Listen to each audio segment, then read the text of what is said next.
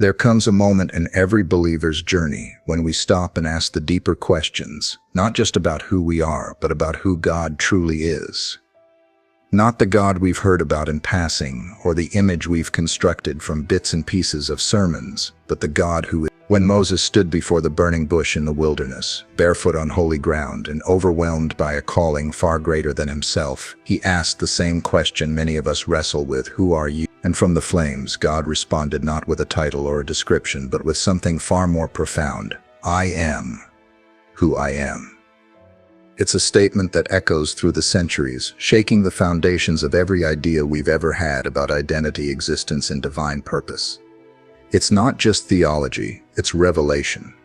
It's not only about who God is, it's also about how we live, whom we trust, and why we worship. So if we dare to sit with this name, to let it speak into our hearts, it will change everything: the way we see our past, walk through our present, and face our future. Today we're going to explore what it really means when God says, I am who I am, and why those words are still alive, still burning, and still calling us deeper.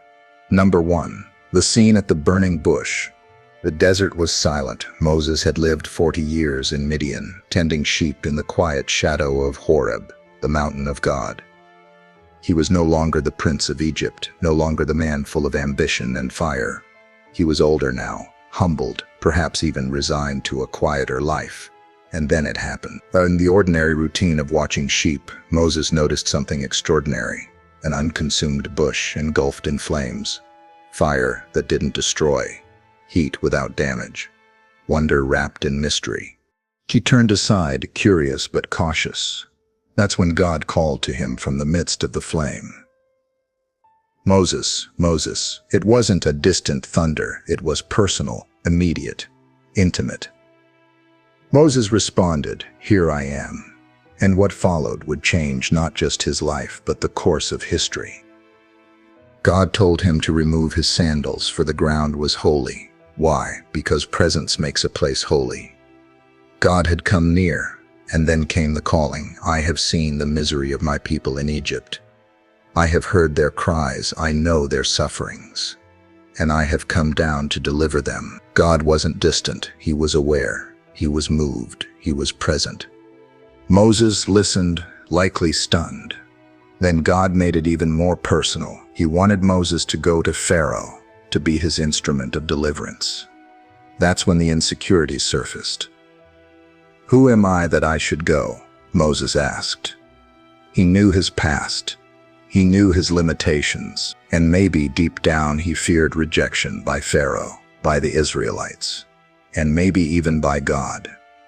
But God didn't respond with flattery or reassurance about Moses' capabilities. Instead, he said something far more important: I will be with you. And then Moses asked the question that takes us to the heart of this story. If they ask me what your name is, what should I say? In other words, who are you, God? What kind of God is sending me? What authority stands behind this mission? And then came the answer, unmatched in its weight and wonder: I am who I am. Not I was, not I will be, but I am. The name itself radiated with power, with eternity, with presence. God was revealing not just his identity, but his nature: self-existent, unchanging, ever-present, wholly other. This wasn't just a name to repeat, it was a reality to encounter. In that moment, Moses wasn't just receiving a mission, he was standing in the presence of the Eternal One, the God who is. And what began in a desert would lead to plagues, parted seas, and a covenant people. But it all started here, with a bush that burned, a man who listened, and a name that still speaks today. Number 2, the meaning behind I am who I am. When God declared to Moses, I am who I am, he wasn't just giving a name, he was revealing a divine mystery, something too vast for the human mind to fully comprehend, yet clear enough to transform our understanding of who he is. The Hebrew phrase is Ehi Asher, Ehia, a phrase loaded with depth, nuance, and power. At its most basic level, it can be translated, I am who I am, but also, I will be who I will be, or even, I am the one who is. It speaks of being, of constancy, of existence itself. God was declaring that he is the only being who is completely self-existent, dependent on nothing and no one. He simply is. This is unlike anything else in creation. Everything in the universe has a beginning. Everything changes. Everything depends on something else, but not God. He is not defined by time, space, need, or evolution. He is not the result of anything. He is not in the process of becoming. He always has been. He always will be. When he says, "I am who I am," he is setting himself apart from every false god, every human concept of deity, every idol we create in our own image. He is not shaped by our expectations, not confined to our categories, and not limited by our logic. And yet, even in this declaration of incomprehensible being, there is something deeply personal. God was not offering Moses a philosophical puzzle. He was making a promise. When he said, "I am who I am," he was saying, "I will be everything you need me to be. I will be present. I will be faithful. I will be with you." It's not just that God exists, it's that his existence is eternally and actively engaged in our lives. He is not a distant creator watching from afar. He is the ever-present one, near to the broken-hearted, mighty to save, constant in every storm. This name, I Am, is not meant to be solved like a riddle, but to be trusted like a rock. It means God does not change when everything around us does. It means he is not surprised by our struggles or shaken by our failures. He remains who he is, merciful, just, powerful, holy, compassionate, always, forever, now. For Moses, this was more than theology. It was the foundation for his calling. He didn't need to rely on his own name or credibility. He was going in the name of the one who simply is, the eternal God who had no beginning and will have no end. And for us too, this name is an anchor in chaos. When the world is uncertain, when people fail us, when we are unsure of ourselves, the great I Am is still who he says he is. He does not waver, he does not falter, he does not grow weary. In a culture obsessed with identity and shifting definitions of self, God stands unshaken. He does not define himself by comparison or contrast. He does not say, "I am like," or "I am not like." He simply says, and that declaration echoes through time and speaks to every heart willing to listen, "There is one who is constant, one who is faithful, one who is beyond all yet near to all. He is the I Am, and in that truth we find everything we need." Number 3, the power of God's self-existence. When God said to Moses, "I am who I am," he revealed not just his name, but a staggering truth about his nature. He exists by himself. He depends on no one. He was not made, not born, not formed. He has no origin story, no source outside himself. This is what theologians call the self-existence of God, and it is a truth that both humbles and strengthens us. Everything in our world has a beginning. People are born, stars are formed, trees grow, nations rise, but not God. He simply is. That kind of existence is unlike anything we know. Everything we touch, see, or imagine is temporary. We are constantly reminded of how fragile and dependent life is. We need air, water, shelter, love, purpose. We are needy by design.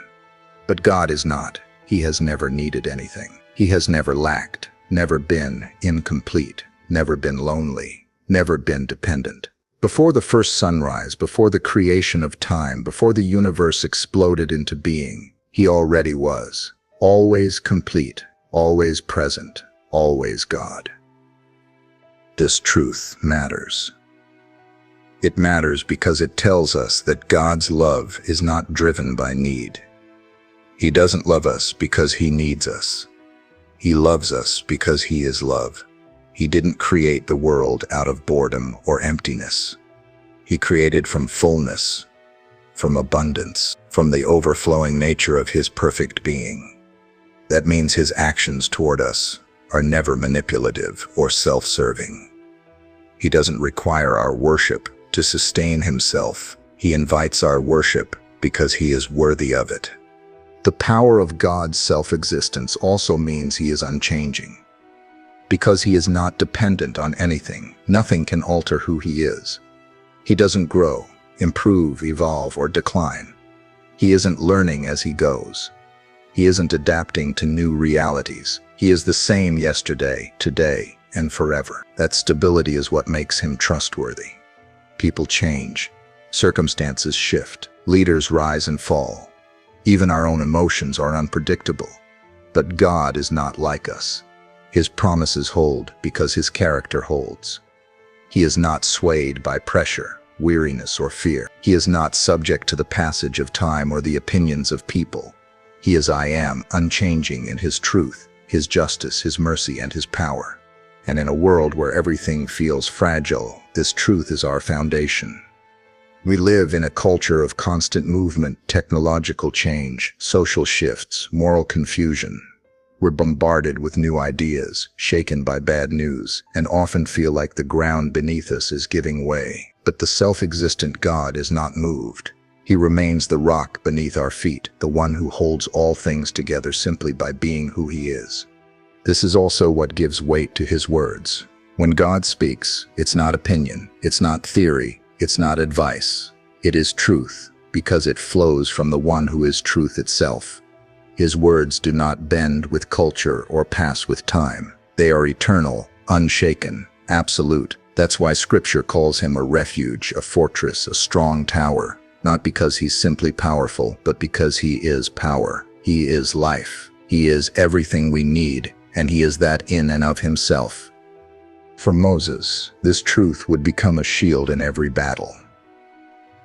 When Pharaoh mocked him, when Israel doubted him, when fear crept in, he could stand firm, knowing he wasn't operating in his own strength. The power behind his mission wasn't borrowed or conditional. It came from the one who is, and the same is true for us. We don't stand on shifting ground. We stand on the name of the self-existent God, the great I am, who is never overwhelmed, never surprised, never shaken, never absent. When we truly grasp the self-existence of God, fear begins to lose its grip.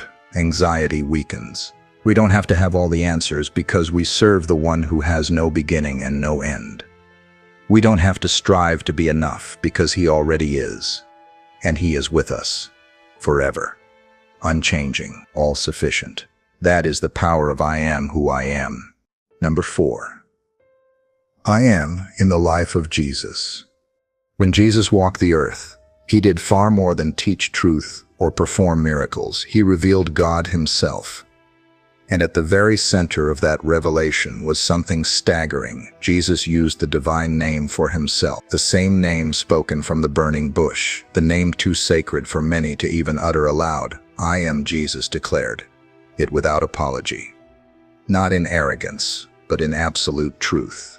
In John 8:58, Jesus stood before a crowd of religious leaders and said, "Before Abraham was born, I am, not I was, not I existed, but I am." And they understood exactly what he meant. That's why they picked up stones to kill him. He wasn't just claiming to be old, he was claiming to be eternal. He was identifying himself with the God of Exodus 3:14. It was a direct statement of divinity. This changes everything. The I am who spoke to Moses is the same I am who walked the dusty roads of Galilee. The same voice that thundered from the bush whispered to the broken. The eternal self-existent God put on flesh and dwelt among us. And he didn't just say I am once, he said it repeatedly, each time revealing a different facet of his divine nature. I am the bread of life, he said, offering nourishment that satisfies more deeply than anything this world can offer.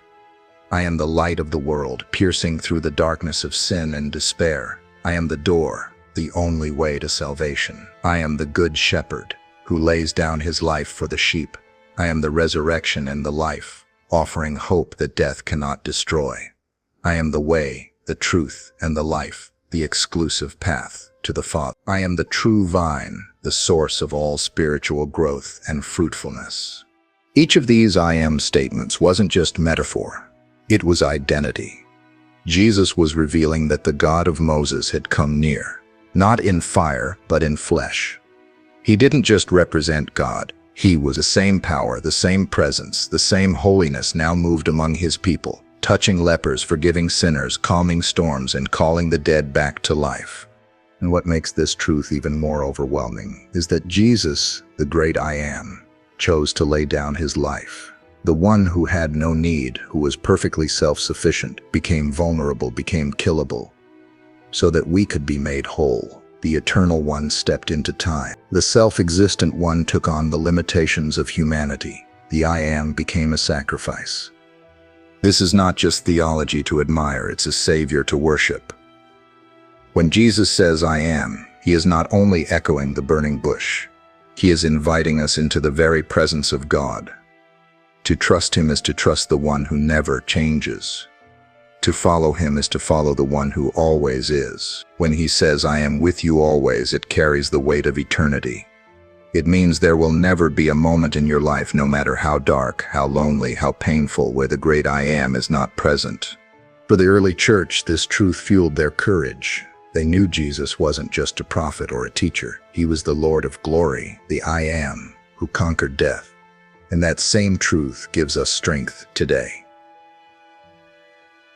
Because Jesus is the I Am, we don't have to live in fear. We don't have to strive to earn love. We don't have to wonder if God sees us, hears us, or cares. He came, he spoke, he gave his life, and he rose again, still declaring, I am. The same voice that called Moses calls us now, not from a bush, but through the Spirit, not to Egypt, but into a life of faith, trust, and purpose. Jesus didn't just use the name I Am, he embodied it. And when we see him for who he truly is, everything else fades in comparison. The great I Am has come near, and he is calling us to follow him. Number 5, identity. Who are you in light of the great I Am? In a world constantly asking, who am I? There's something grounding, something deeply healing about turning the question around and asking, who am I in light of who God is? Because the truth is, we were never meant to define ourselves in isolation. We were created to find our identity in relation to the one who made us, sustains us, and calls us. And when that one is the great I Am, the unchanging, self-existent God, our sense of identity shifts from something fragile to something unshakable. Moses wrestled with this. When God called him, he responded with hesitation. Who am I that I should go to Pharaoh? It wasn't false humility, it was real insecurity. Moses knew his past, his failures, his fear, his inadequacies. He looked at himself and saw someone who wasn't enough, and left to his own perspective, he was right. But God didn't answer Moses' question with a list of his qualifications. He didn't say you're smart enough, brave enough, or talented enough. God simply said, I will be with you. Because the truth was, Moses' identity wasn't about him. It was about the one who was sending him. This is where so many of us get stuck.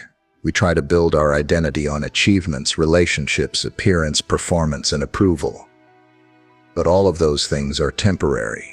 They change. They fade. They can be lost. But when we anchor our identity in the I Am, we find something eternal. We discover that we are not defined by what we do, what we have, or what others say. We are defined by the one who created us, redeemed us, and calls us his own. The great I Am speaks over your life with clarity and authority. He says, you are made in his image. You are chosen. You are loved. You are redeemed. You are his. Not because you earned it, but because he is faithful, merciful, and good. Your identity is not something you have to create. It's something you receive. It's not something you have to chase. It's something you rest in. And when we understand this, it changes how we live. We stop striving for approval because we already have God's acceptance. We stop comparing ourselves to others because we are rooted in God's design for our lives. We stop living in fear because we belong to the one who never changes. The more we understand who God is, the more clearly we see who we are.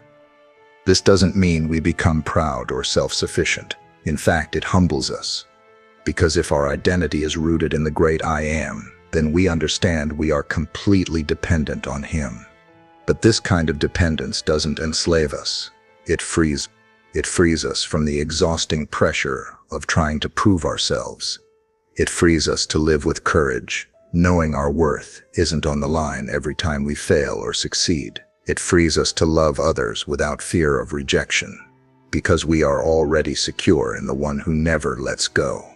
Even in our weakest moments, when shame whispers lies and the world demands we define ourselves by success, Jesus, the I Am, reminds us who we truly are.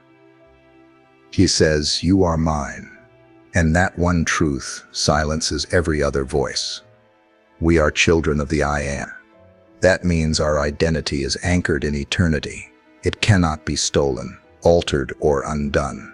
So the next time you find yourself asking, "Who am I?" look to the one who said, "I am who I am," because in knowing Him, you will know who you are. Deeply loved, eternally valued, and called for a purpose far greater than yourself. Number 6, the comfort of I Am in daily life. There's something deeply personal about the name I Am. It isn't a distant title or a theological concept reserved for scholars and pulpits. It's a living truth that meets us in the everyday where fears rise, doubts whisper, burdens weigh heavy, and hope sometimes flickers. The great I Am is not a God far removed from human experience. He is near, present, and deeply involved in the details of our lives. And when we begin to truly believe that, it changes how we face each day. In suffering, the name I Am becomes an anchor. Life doesn't always make sense. We encounter grief we didn't see coming, disappointment that cuts deep, and seasons of pain that seem to have no end. In those moments, the presence of God isn't just comforting, it's essential. He doesn't always explain the why, but He always promises the who. I am with you.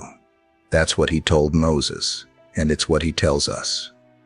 He doesn't promise an easy road, but He promises His presence on every step of it. And sometimes the greatest comfort isn't the removal of pain, it's the assurance that we're not walking through it alone. In uncertainty, I Am becomes clarity. We live in a time of constant change. Jobs shift, relationships evolve, health fluctuates, plans fall apart. But the one who is unchanging walks with us. We don't have to know what tomorrow holds because we know who holds us today. His name doesn't have an expiration date. He doesn't become irrelevant when the culture shifts. He is the same I Am in the wilderness and in the promised land, in the storm and in the calm. He remains steady when everything else is spinning. In our daily decisions, I Am becomes wisdom. We often wonder, what should I do? Which way should I go? And while God may not always give us step-by-step instructions, He gives us Himself. When we abide in Him, when we stay near to the I Am, we begin to walk in peace even when we don't have all the answers. His presence shapes our choices, quiets our anxiety, and reminds us that we're not responsible for carrying the weight of the world. We are responsible to walk with the one who already has. In calling, I Am becomes courage. Like Moses, we often feel inadequate for the tasks before us. Whether it's parenting, leadership, ministry, or simply staying faithful in a hard season, the lie of "I'm not enough" creeps in. And God doesn't argue with that feeling. Instead, He answers it with His name, I Am. He fills in the gaps where we fall short. He strengthens where we're weak. He empowers us not because we're perfect, but because He is present. And then there are the quiet, ordinary moments, doing dishes, driving to work, studying for a test, caring for someone you love. Even there, I Am is with you. His name is not only for burning bushes and mountaintop moments, it's for the mundane, the unnoticed, the everyday. The great I Am meets us in traffic jams and hospital rooms, in late-night prayers and early morning exhaustion. He is there, always. This is the comfort of I Am in daily life. Not that everything will go our way, but that God never leaves. Not that we'll always feel strong, but that He is strong for us. Not that we'll always understand the path, but that He is the guide and the goal. His name is a promise, and the promise is His presence. So when you wake up uncertain, whisper His name. When fear grips you, call on the I Am. When you feel small, when you feel forgotten, when life feels too heavy, remember that the one who is has not changed. He is enough for your today. He is already in your tomorrow, and He is holding you now, not just as God Almighty, but as the I Am who walks with you in every moment. Number 7. Living in response to the great I Am. When you come face to face with the greatness of God, when you begin to understand the weight of His name, the depth of His presence, and the power of His being, the only fitting response is surrender. Not surrender as weakness, but surrender as worship. The great I Am is not a concept to admire from a distance. He is a reality to live in, and that kind of living demands something from us. It calls us to a different kind of life, one shaped not by fear but by faith, not by performance but by presence. Moses' story is a clear picture of what it means to live in response to the I Am. He didn't feel ready. He didn't feel worthy. But he obeyed. He stepped forward in faith, not because he had all the answers, but because he knew the one who did. That's where everything begins for us. Not with our strength, but with our willingness to trust. When we live in response to who God is, obedience becomes less about duty and more about devotion. We don't follow rules, we follow a person. We follow the one who is. To live in response to the I Am means living with reverence. God is holy. He is not casual, not common. The same God who told Moses to remove his sandals because he was standing on holy ground now dwells in us through His Spirit. That means our lives are now sacred space. Every conversation, every decision, every relationship becomes an opportunity to reflect His presence. It means we don't compartmentalize our faith. We don't only seek Him on Sundays or in crisis. We walk with Him daily, aware that the I Am is not just above us. He is with us and within us. It also means living with purpose. The great I Am does not reveal Himself without a reason. When God shows who He is, He also invites us into what He's doing.